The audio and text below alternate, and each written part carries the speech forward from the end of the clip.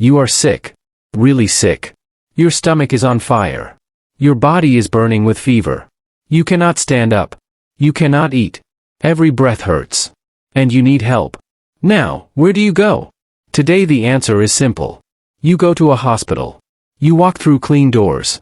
A trained doctor checks your temperature, runs tests, writes you a prescription, and sends you home with medicine. The whole system, the beds, the wards, the pharmacies, the medical records, the nurses, the surgeons, all of it is just there, waiting for you. But have you ever stopped and asked yourself, where did all of this actually come from? Who built the first hospital? Who decided that sick people deserve trained doctors instead of prayers? Who created the idea that medicine should be based on science, not magic, not superstition, not the position of the stars in the sky?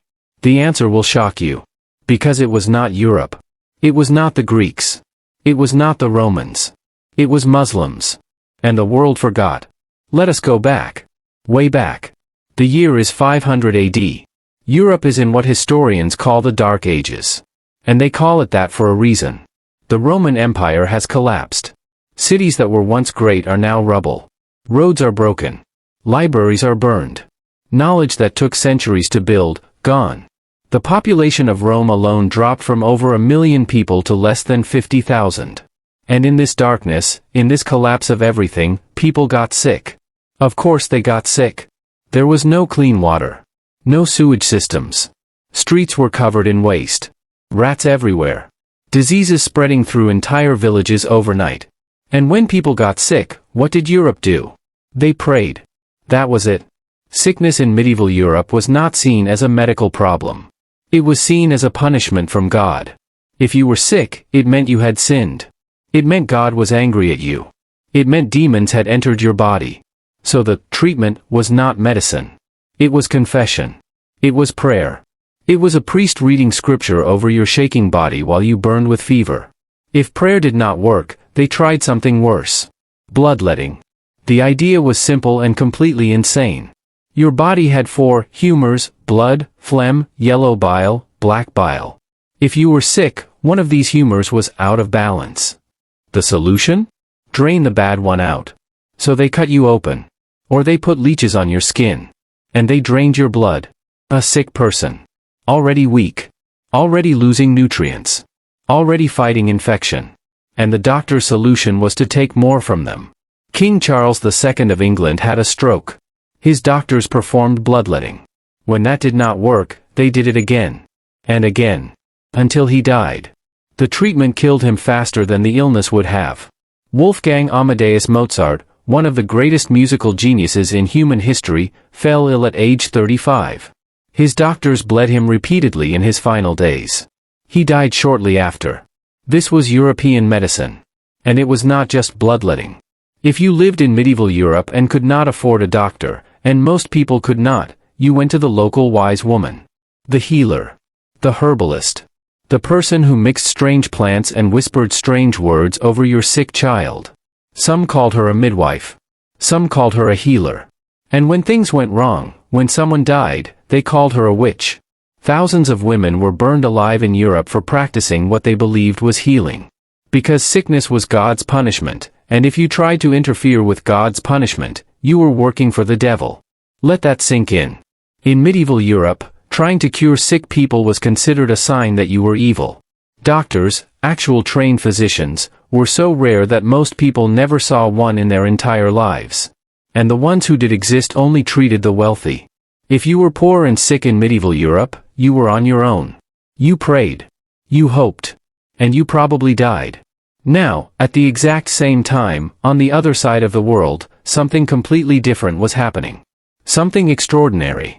The year is 805 AD. Baghdad is the most powerful city on earth.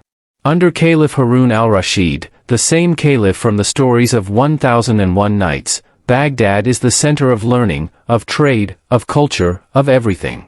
And Harun al-Rashid does something that no ruler in history had done before on this scale. He builds a hospital. Not a church with beds in it.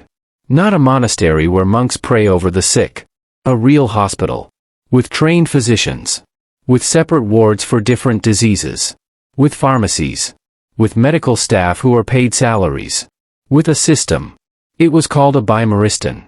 The word comes from Persian, Bimar meaning sick, and stan meaning place. The place of the sick. And this Bimaristan in Baghdad, this first hospital, was unlike anything the world had ever seen. Walk through its doors and you would not believe what you saw. First, the building itself. It was not dark and depressing. Islamic architects designed it to be beautiful. Open courtyards. Running water flowing through channels in the floor. Fountains in the center. Fresh air circulating through every room. Why? Because Muslim physicians understood something Europe would not understand for another 500 years. That the environment affects healing. That fresh air and cleanliness helps sick people recover. That beauty calms an anxious mind. Al-Razi, one of the greatest physicians in Islamic history, was once asked to choose the location for a new hospital in Baghdad. So he did something remarkable. He took pieces of meat and hung them at different locations around the city. He waited. Then he checked which piece of meat rotted the slowest. That location, where the air was cleanest and the environment most pure, that is where he built the hospital. This was not magic. This was not superstition. This was science. Practical, observable, repeatable science. In the 800s. Inside the Bimaristan the organization was breathtaking. There were separate wards for different diseases. Men and women treated in separate sections, for dignity and privacy. A ward for fevers. A ward for bone injuries.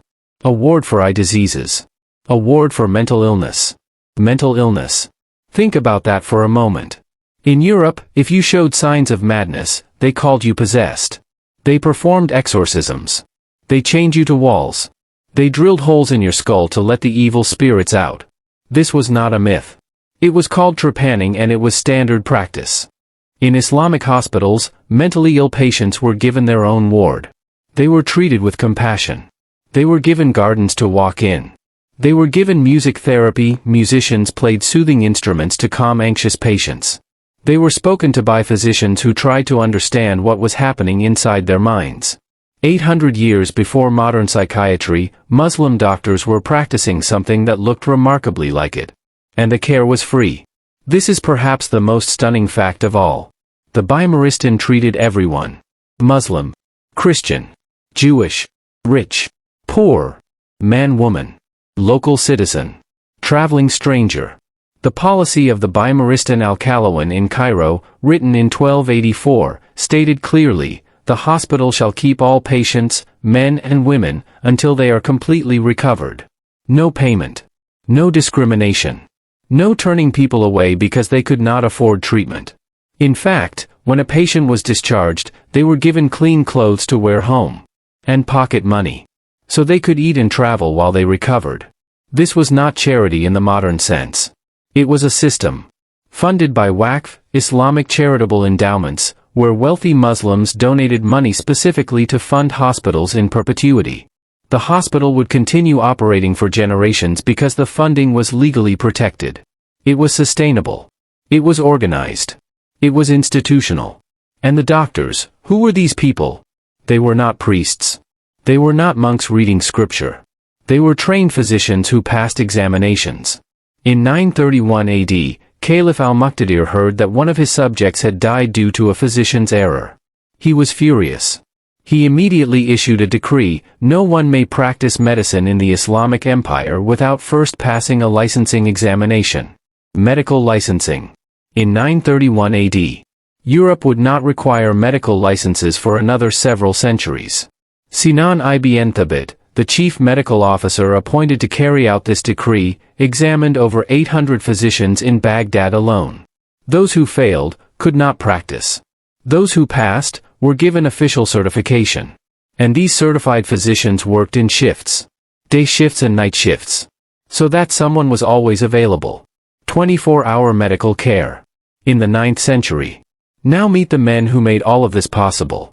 The first is Muhammad ibn Zakaria al-Razi. Born in 865 AD in the city of Ray in Persia, modern-day Iran. He started his life as a musician. He played the lute. He wrote poetry. And then, in his 30s, he became fascinated with medicine. He became the greatest clinical physician of the medieval world. Al-Razi was the first person in history to write a clinical study distinguishing smallpox from measles. These two diseases look similar in their early stages. People had been confusing them for centuries. Al-Razi carefully observed hundreds of patients, documented their symptoms, tracked the progression of both diseases separately, and wrote a treatise that clearly described the difference, including how to diagnose which disease a patient had. That treatise was used in Europe for 800 years. He also wrote a book called Al-Hawi, the Comprehensive. It was a massive medical encyclopedia, a collection of everything he had learned from Greek medicine, Persian medicine, Indian medicine, and his own clinical observations. It was so large that when it was translated into Latin, it took up 23 volumes. 23 volumes. Written by one man. In the 800s. But Al-Razi did not just write about medicine. He practiced it every day. He ran the hospital in Baghdad. He walked the wards. He examined patients personally.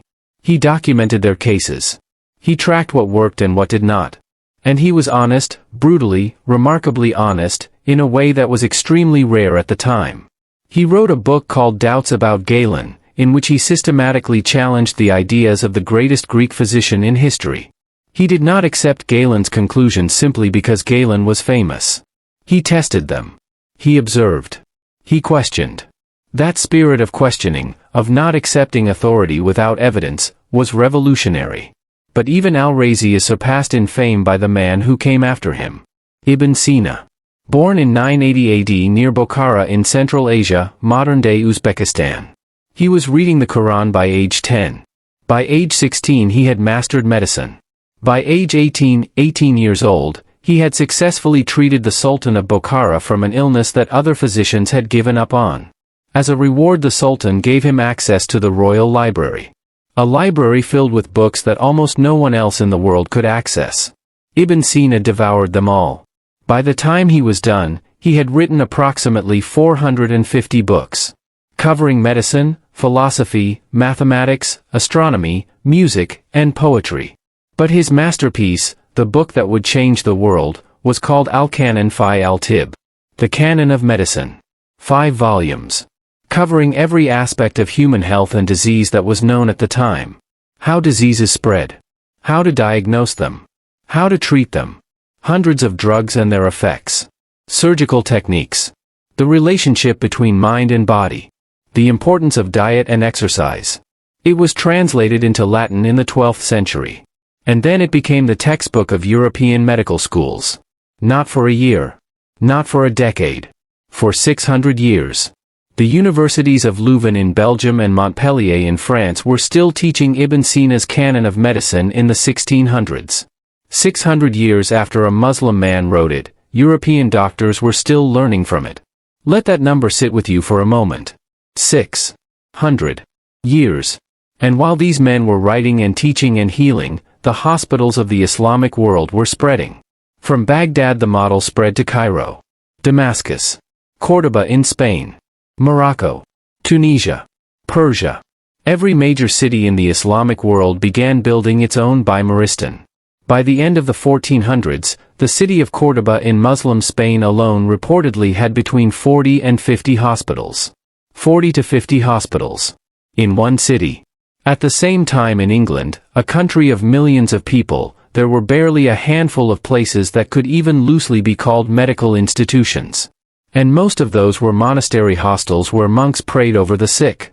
The contrast is staggering. Let us talk about what was happening inside these hospitals because the details are almost impossible to believe. The Bimaristan in Cairo, built by Sultan Caliph in 1284, was one of the most advanced medical institutions in human history. It had separate departments for every type of illness. Internal medicine, surgery, ophthalmology, eye disease, orthopedics, bone and joint injuries, and psychiatry, mental health. It had a library, a lecture hall where senior physicians taught medical students, a pharmacy that was inspected regularly by government officials to make sure medicines were properly prepared and not diluted or contaminated, government inspectors checking pharmacies for quality control. In 1284, the hospital kept written medical records for every patient. What symptoms they came in with. What treatment they received. How they responded. If they died, the chief physician reviewed their records to determine if the death was natural or the result of a physician's error. If it was an error, the doctor was held legally accountable and had to pay compensation to the patient's family. Medical malpractice law. In the 13th century. And when patients were discharged, healthy and recovered, they were given food, clean clothes, and enough money to support themselves until they were fully back on their feet. Because healing a person's body was not enough. You had to heal their dignity too. Now let us return to Europe. Because while all of this was happening in the Islamic world, what was happening in the West? In 1347, the Black Death arrived in Europe. Bubonic plague. One of the most terrifying diseases in human history. It spread through fleas on rats. It caused swollen, blackened lymph nodes, fever, delirium, death, often within days of the first symptoms. And it killed an almost incomprehensible number of people. In some parts of Europe, it killed 90% of the population. 90%. In England, somewhere between a third and half of the entire country died. Millions of people. Gone. And what did European medicine do? It consulted the stars. Doctors in medieval Europe were legally required in some regions to check a patient's horoscope before treating them. Pope Clement VI's own physician declared that the plague was caused by an unfavorable alignment of Saturn, Mars, and Jupiter. They burned herbs to clear the air of what they called miasma, bad air that they thought carried disease. They held processions through the streets, groups of people flagellating themselves, whipping their own backs until they bled, believing that this public display of suffering would appease God and end the plague. They blamed Jewish people. In one of history's darkest moments, Jewish communities across Europe were massacred by mobs who accused them of poisoning the wells and causing the plague. None of it worked. Of course it did not work. Because none of it was based on reality. Meanwhile, in Islamic medical literature, something very different was being written. Ibn Sina, in his Canon of Medicine, had already written that diseases could be spread through water and soil. That contaminated environments caused illness. That sick people should be isolated to prevent the spread of disease. He described quarantine. Centuries before Europe would use the concept. Al-Razi had written detailed observations about how infectious diseases spread from person to person. He recommended hand-washing, cleanliness, avoiding contact with the sick. These ideas were not magic. They were not theology. They were observations, careful, documented, tested observations, about how disease actually works. The Islamic world did not defeat every plague. No one could. But they understood more about what was happening than Europe did, and that understanding saved lives. The most extraordinary thing about the Bimaristan, the thing that separates it most sharply from anything Europe had at the time, is its philosophy. Islamic medicine was rooted in something very specific. A hadith of the Prophet Muhammad, peace be upon him, that said, God has not created a disease without also creating its cure. Read that again. God has not created a disease without also creating its cure. This single idea changed everything. It meant that disease was not just punishment. It was not just the will of God to be accepted passively. It was a challenge, and somewhere in this world, there was an answer to it. A cure. And it was the duty of the physician to find it. This philosophy drove Muslim physicians to experiment, to observe, to question, to document, to try new treatments and record whether they worked, to build on each other's knowledge across generations. It was not religion versus science. It was religion inspiring science. The Quran itself commands Muslims to seek knowledge. And Muslim physicians took that command literally, seeking knowledge about the human body, about disease, about the natural world, with a passion and discipline that produced some of the greatest medical advances in history. And the Crusaders noticed. When European armies arrived in the Middle East during the Crusades, they came as warriors. They came to fight. But many of them were also sick. And when they entered Islamic cities, they encountered hospitals unlike anything they had ever imagined. There is an account, written by a Syrian physician named Usama ibn Munkid, of a moment that perfectly captures the collision between these two worlds. A Crusader knight came to him with a leg abscess, an infected swelling. Usama examined it and recommended a treatment, poultices, medicine, rest. A European doctor arrived and overruled him. He said the treatment was wrong. The proper cure, The European cure was amputation. He amputated the leg with an axe. The patient bled to death within the hour. Then another patient arrived, a woman with a mental illness. The European doctor examined her. His diagnosis: a devil had entered her brain. His treatment: he shaved her head and rubbed garlic and salt into the exposed scalp. She died shortly after. Usama wrote this account down. Not with rage, but with a kind of stunned disbelief. He could not understand how these people, who came from a civilization, could know so little about healing. The gap between Islamic medicine and European medicine at this point in history was not small. It was not a generation behind. It was centuries. So what happened? Why do most people in the world today not know any of this? Why does every child learn that modern medicine came from Europe, from the Renaissance, from men like Andreas Vesalius and William Harvey, without ever hearing the names Al-Razi and Ibn Sina? Part of the answer is the Mongol invasion of 1258. The Mongols swept through the Islamic world like nothing before them. Baghdad, the greatest city on earth, was destroyed in 2 weeks. The libraries were burned. The canals were destroyed. The scholars were killed. It is said that the waters of the Tigris River ran black with ink from all the books thrown into it. Centuries of accumulated knowledge, gone. Part of the answer is the Reconquista, the Christian reconquest of Muslim Spain, which ended in 1492. The libraries of Córdoba, one of the most advanced cities in the world, were gradually dismantled, burned, lost. And part of the answer is simply history being written by the winners. Europe rose. The Islamic world declined. And when Europe told the story of how medicine was invented, they told it without giving credit to the people who actually built the foundation they were standing on. The canon of medicine was translated from Arabic into Latin. But somehow, in the translation, the name Ibn Sina became Avicenna. A Latinized name. A European-sounding name. A name that did not remind anyone that this book, this foundation of European medical education, was written by a Muslim man in the 11th century. Al-Razi became Razes. Al-Zahrawi, the father of surgery, whose surgical instruments are still recognizable in modern operating theaters today, became Al-Bucasis. The names changed. The heritage was erased. The story was rewritten. But the facts remain. The first hospital, built by Muslims. Baghdad. 805 AD. The first medical licensing system, built by Muslims. 931 AD. The first patient medical records, built by Muslims. Bimaristans of Baghdad. The first psychiatric wards treating mental illness with compassion, built by Muslims. 9th century. The first free universal healthcare, built by Muslims. Open to all regardless of religion, race, or wealth. The most used medical textbook in European history, written by a Muslim. Ibn Sina. Used for 600 years. The foundation of modern surgery, built by a Muslim. Al-Zahrawi of Córdoba. The understanding of contagious disease, documented by Muslims. Centuries before germ theory. Quarantine, conceptualized by a Muslim physician. Before Europe had even imagined the idea. The next time you walk into a hospital, look around. The clean wards. The separate departments.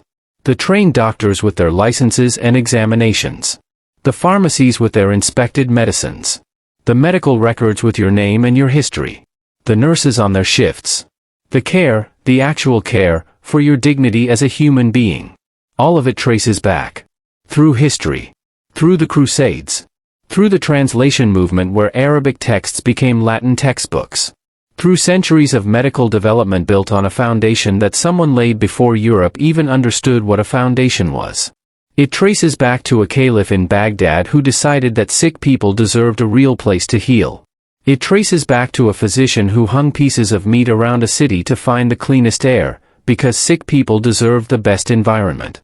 It traces back to scholars who stayed up through the night reading and writing and questioning, because their faith told them that every disease had a cure, and it was their duty to find it. It traces back to Muslims. And the world forgot. But you know now. Share this video. Because this story deserves to be told.